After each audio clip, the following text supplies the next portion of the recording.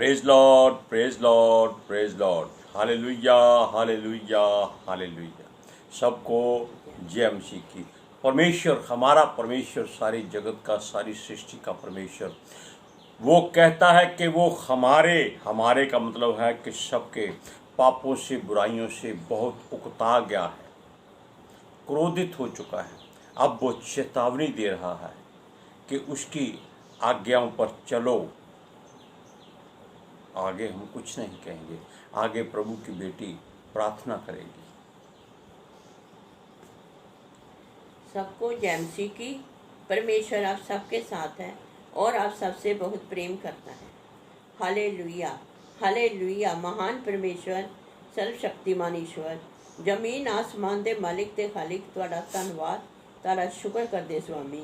आज दे सुंदर दिन लई, सुंदर समय लई, सुंदर सुबह लई पिता जी, जो साड़ियां जिंदगियां च बख्शी प्रभु, खुशियां ते आनंद दा दिन बख्शिया, तंदुरुस्ती दित्ती पिता जी, और अपने कदमां च बैठे लिए अपना फजल बख्शिया प्रभु। ये सब तुहाडी दया, तुहाडी किरपा मेरे पिता परमेश्वर, क्योंकि तुहाडी दया तो बिना असीं तुहाडे कदमां च नहीं आ सकते। तुहाडी बेटी हिरदे तो तुहाडा धन्नवाद, तुहाडा शुक्र करदी है स्वामी। सचमुच खुदा, जो वचन देंदियां प्रचार करना, उस लिए भी तुहाडा धन्नवाद, तुहाडा शुक्र करदी है। बेनती करदी पिता जी, हुण तुसीं अपने वचन दे अनुसार साडे विचकार आओ और वचन पढ़ने प्रचार करनी साडा मुंह बन के बोलो पिता जी। तुहाडा धन्नवाद, तुहाडा शुक्र करते हैं प्रभु जी। प्रार्थना सुन ले, प्रार्थना प्रभु यीशु दे समर्थी ते पवित्र नाम विच मंग लैंदे, आमीन, आमीन, हालेलुया।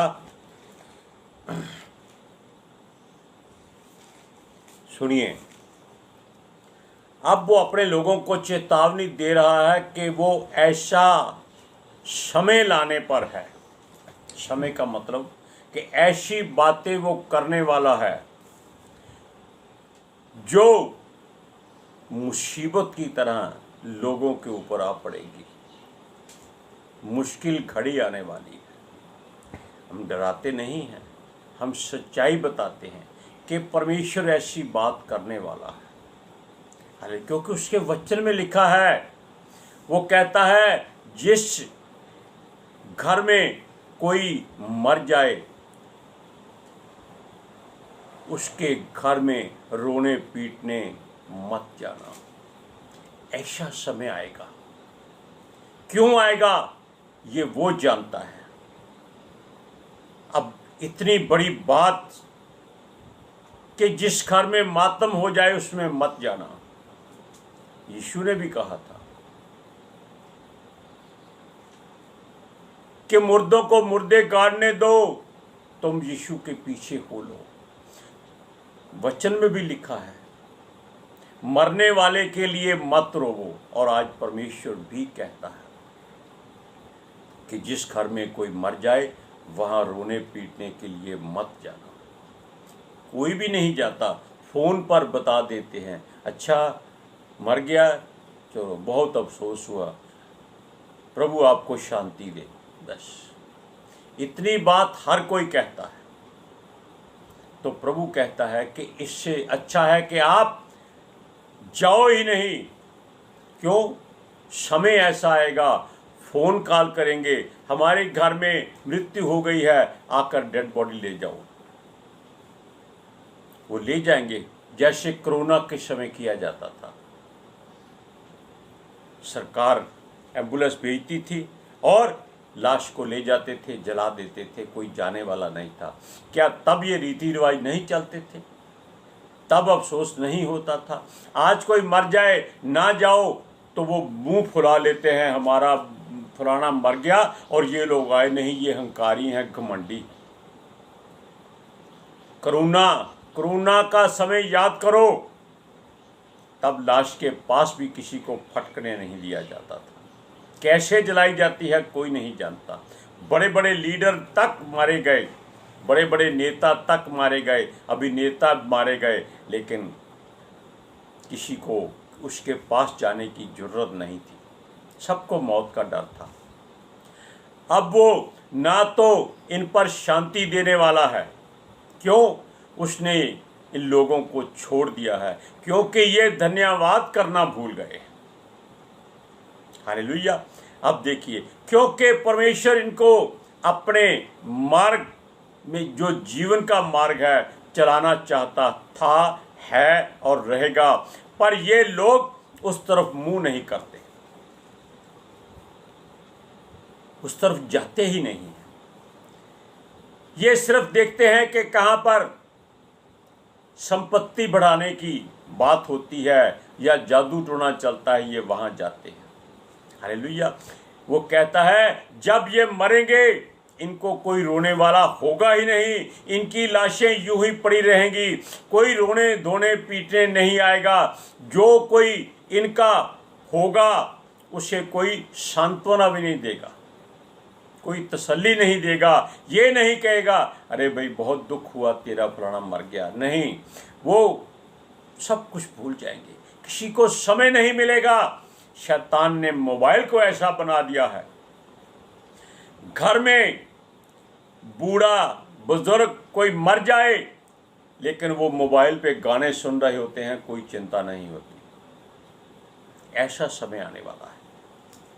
सुनो, किसी के घर में दुख बांटने कोई नहीं जाएगा, ना ही जाना। वो चेतावनी में परमेश्वर कह रहा है। बाप के मरने के बाद पहले रोटी खिलाई जाती थी, सब जगह लोगों को न्योता दिया जाता था कि आओ और भोजन करो। आप जानते हैं कि रीति रिवाजों के अनुसार क्या क्या किया जाता है। मरने के बाद सब कुछ करते थे लोग, आज भी कोशिश होता है, करते हैं, लेकिन अब कोई उस प्रथा को नहीं मानेगा। कोई किसी शोक में जाकर अपने लोगों के लिए प्रार्थना में शामिल नहीं होगा, ना कोई उनको शांति देगा, ना शांति देने वाला ही होगा। परमेश्वर को लोगों ने भुला दिया है, इसलिए परमेश्वर ने भी उनको छोड़ दिया है। हालेलुया। सुनिए, परमेश्वर कहता है कि अब इनकी वो कोई प्रार्थना, विनती या फरियाद नहीं सुनेगा। वचन को पढ़िए, यिर्मयाह की पुस्तक 16 अध्याय उसका 5वां और 6वां वचन। यहोवा ने कहा, जिस घर में रोना पीटना हो उसमें ना जाना, ना छाती पीटने के लिए कहीं जाना और ना इन लोगों के लिए शोक करना, क्योंकि यहोवा की ये वाणी है कि मैंने अपनी शांति और करुणा और दया इन लोगों पास से उठा ली है। इस कारण इस देश के छोटे बड़े सब मरेंगे, ना तो इनको मिट्टी दी जाएगी, ना लोग छाती पीटेंगे, ना अपना शरीर चीरेंगे और ना सिर मुंडवाएंगे।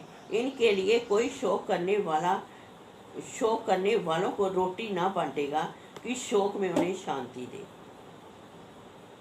सुन लिया आपने।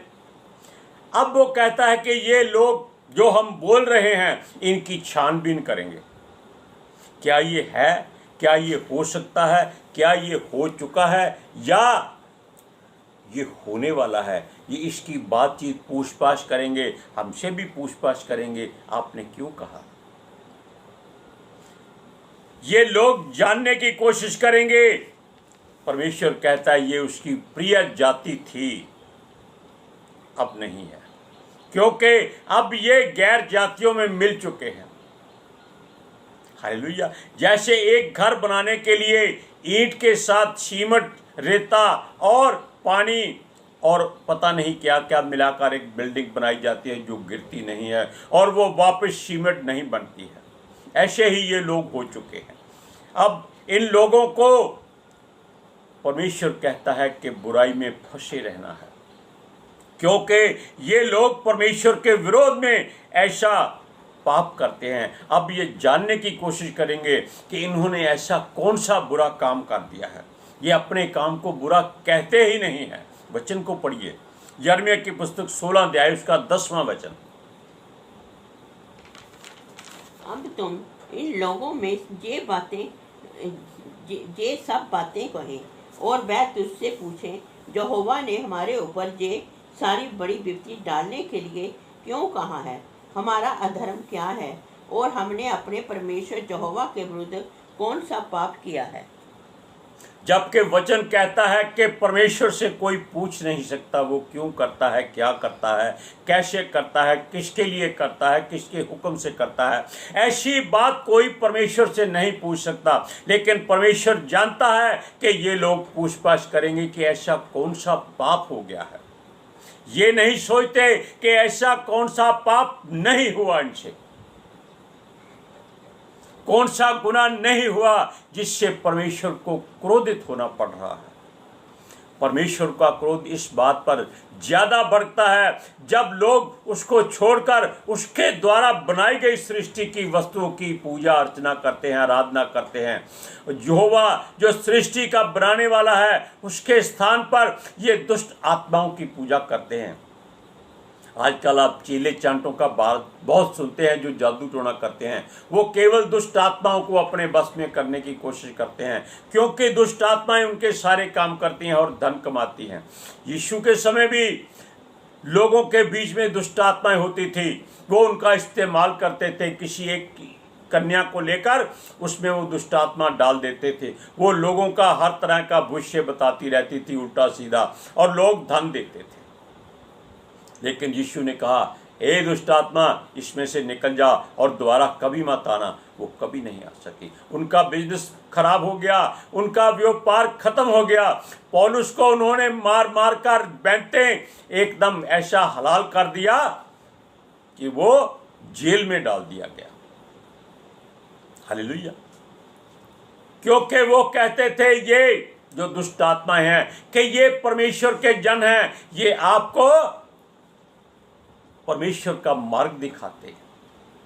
और दुष्ट आत्माएं ऐसा काम नहीं कर सकती। वो केवल संसार में घूम घूम कर आपकी सारी बातें पूरी कर सकती है। अब सुनिए, वो कहता, परमेश्वर कहता है कि इन्होंने देवी देवताओं की पूजा शुरू करती है। फरीसियों और जो उस समय लोग थे, प्रधान थे, बड़े बड़े पुजारी थे, वो सब परमेश्वर के विरोध में ही हर बात करते थे।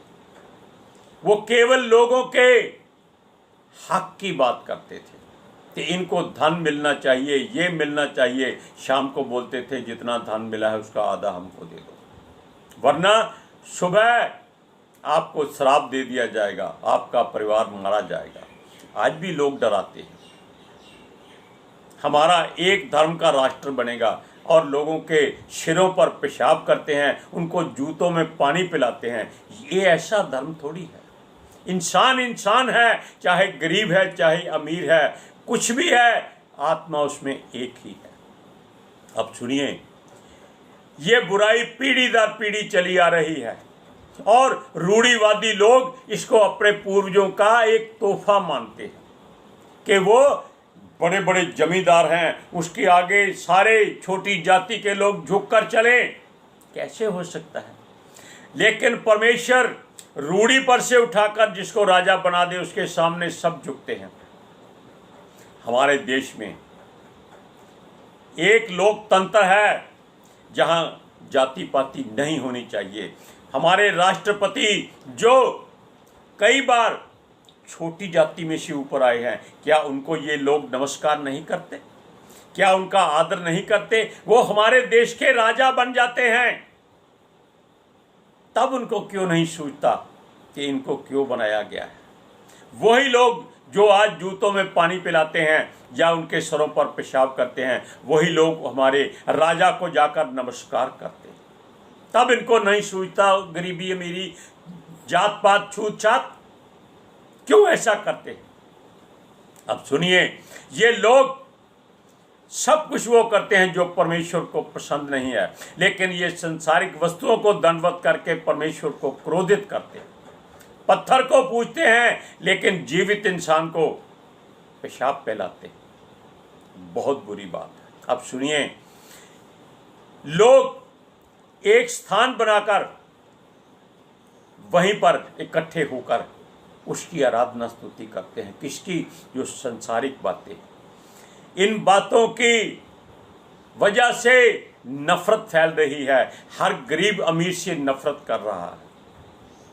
क्यों कर रहा है? क्योंकि उनको इंसान नहीं समझा जाता। हालेलुया। अब देखिए, अपने पूर्वजों की तरह यह लोग यहोवा का भय मानेंगे। नफरत फैलती जा रही है, ये सब छोड़ेंगे जब परमेश्वर का क्रोध इन पर भड़केगा। पढ़िए वचन, यिर्मयाह की पुस्तक 16 अध्याय की 11 से 13 आयत तक। तो तुम इन लोगों से कहना, यहोवा की ये वाणी है, क्योंकि तुम्हारे पुरखा मुझे त्याग कर दूसरे देवताओं के पीछे चले और उनकी उपासना करके उनको दंडवत की और मुझको त्याग दिया और मेरी व्यवस्था का पालन नहीं किया, और जितनी बुराई तुम्हारे पुरखाओं ने की थी उससे भी अधिक तुम करते हो, क्योंकि तुम अपने बुरे मन के हट पर चलते हो और मेरी नहीं सुनते। इस कारण मैं तुमको इस देश से उखाड़ कर ऐसे देश में फेंक दूंगा जिसको ना तो तुम जानते हो और ना तुम्हारे पुरखा जानते हैं, और वहाँ तुम रात दिन दूसरे देवताओं की उपासना करते रहोगे, क्योंकि वहाँ मैं तुम पर कुछ अनुग्रह ना करूँगा। अब सुनिए, उस भयंकर आपदा की बात सुनकर ही परमेश्वर के दास ने नम्र और दीन होकर यहोवा से पूछा, उसकी स्तुति करते हुए, हे पिता, हमारी सामर्थ, तू हमारा यहोवा परमेश्वर, संकट में हमारा शरण स्थान है। हर जाति हर धर्म के लोग यहोवा की वेदी की तरफ मुड़ जाएंगे। इस समय आएगा क्योंकि वो जान लेंगे कि ये जो ईश्वर उन्होंने बनाए हैं ये परमेश्वर के सामने कुछ नहीं है, क्योंकि ये भी परमेश्वर के द्वारा ही बनाए गए। इसलिए अपनी हर बात को परमेश्वर के आगे उंडेलिए, उसकी वेदी पर आइए, क्योंकि मनुष्य इन ईश्वरों को बनाकर खुद ही इनकी आराधना करता है, जबकि हमें सीधा सर्वशक्तिमान परमेश्वर से विनती करनी चाहिए। हालेलुया। तब ही सब जातियों के लोग परमेश्वर के नाम को और उसकी सामर्थ को जानेंगे। जब हम उसकी ओर मुड़ेंगे तब ही ऐसा होगा, वरना नहीं होगा। हर देश हर कौम के लोग, हर जाति के लोग, हर धर्म के लोग उस परमेश्वर की ओर जाएंगे जिसने सर्व सृष्टि बनाई है, जो सर्वशक्तिमान है, जो परम प्रधान है, जिसकी आत्मा हर एक के अंदर रहती है, जिसकी सांसें उसके जीवन को चलाती हैं। Hallelujah, praise Lord. इसलिए परमेश्वर का वचन पढ़कर देखिए, आपके हृदय में जलन शुरू हो जाएगी, क्योंकि आपके अंदर जो रूढ़िवादी बातें हैं, जो दुष्ट आत्माएं हैं, उनको तकलीफ होनी शुरू हो जाएगी। आप अगर संभल जाएंगे आप बच जाएंगे, अगर आप बढ़ जाएंगे आप नाश हो जाएंगे। ये श्राप नहीं है, ये वचन के द्वारा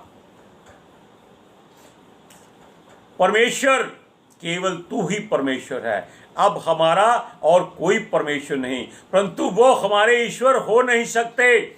उनको ईश्वर यहोवा ने बनाया है, उनकी उपस्थिति कभी नहीं होती, केवल परमेश्वर यहोवा की उपस्थिति हमेशा रहती है। आज भी हम ये वचन हमको परमेश्वर ने कल या परसों नहीं बोलने दिया था, आज बोलने दिया है। क्यों? ये उसकी मर्जी है। आज हो सकता है इस वचनों की लोगों को जरूरत हो कि वो अपनी रूढ़िवादी बातों को छोड़कर परमेश्वर की ओर मुड़ जाएं और जीवन संवार लें, ताकि जो परमेश्वर का क्रोध है उसके बढ़ने से वो बच जाए। पढ़िए वचन, यिर्मयाह की पुस्तक 16 अध्याय उसकी 19 से 21 आयत तक। हे यहोवा, हे मेरे बल और दृढ़ गढ़, संकट के समय मेरे शरण स्थान, जाति जाति के लोग पृथ्वी के चारों ओर से तेरे पास आकर कहेंगे, निश्चय हमारे पुरखा झूठी, व्यर्थ और निष्फल वस्तुओं को अपनाते आए हैं। क्या मनुष्य ईश्वरों को बनाए? नहीं, वह ईश्वर नहीं हो सकते। इस कारण इस एक बार मैं इन लोगों को अपना भुजबल और पराक्रम दिखाऊंगा और वह जानेंगे कि मेरा नाम यहोवा है। परमेश्वर कहता है कि एक बार जरूर इन लोगों को मालूम होना चाहिए कि इनके ईश्वर इनको छुड़ा नहीं सकेंगे। Hallelujah, praise Lord. अब आप सोच लीजिए कि आप संसार की वस्तुओं की आराधना करेंगे या उस ईश्वर की जिसकी सांसें आपके अंदर बसती है। जिसका आत्मा आपके अंदर बसता है। और सुनिए, ये जो धरती के ईश्वर देवता हैं, ये मनुष्य को नाश नहीं कर सकते, केवल शरीर को नुकसान पहुंचा सकते। लेकिन वो परमेश्वर जो है, सर्वशक्तिमान परम प्रधान यहोवा जिसका नाम है, वो आत्मा और शरीर दोनों को नाश कर सकता है, याद रखिएगा। Praise Lord. आज के सुसमाचार के लिए परमेश्वर की बेटी प्रार्थना करेगी। Hallelujah. Thank you Jesus, thank you Lord, thank you पवित्र आत्मा जी।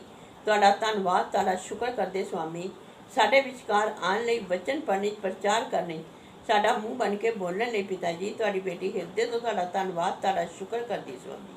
ਸੱਚਮੁੱਚ ਖੁਦਾ ਤੁਹਾਡਾ ਦਿੱਤਾ ਵਚਨ ਤੁਹਾਡੀ ਇੱਛਾ ਦੇ ਮੁਤਾबिक ਮੇਰੇ ਪਿਤਾ ਪਰਮੇਸ਼ਵਰ ਦੁਨੀਆ ਦੀ ਸ਼ੋਰ ਤੱਕ ਪਹੁੰਚੇ, ਲੋਕ ਸੁਣਨ ਔਰ ਸੱਚਾਈ ਨੂੰ ਜਾਣਨ ਔਰ ਸੱਚਾਈ ਇਹਨਾਂ ਨੂੰ ਆਜ਼ਾਦ ਕਰੇ ਪਿਤਾ ਜੀ।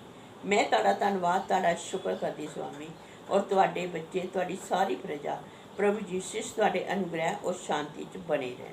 आमीन आमीन आमीन। Praise Lord. अब आपको फैसला करना है कि संसार की ओर मुड़ना है या परमेश्वर की ओर मुड़ना है। सबको जय मसीह की।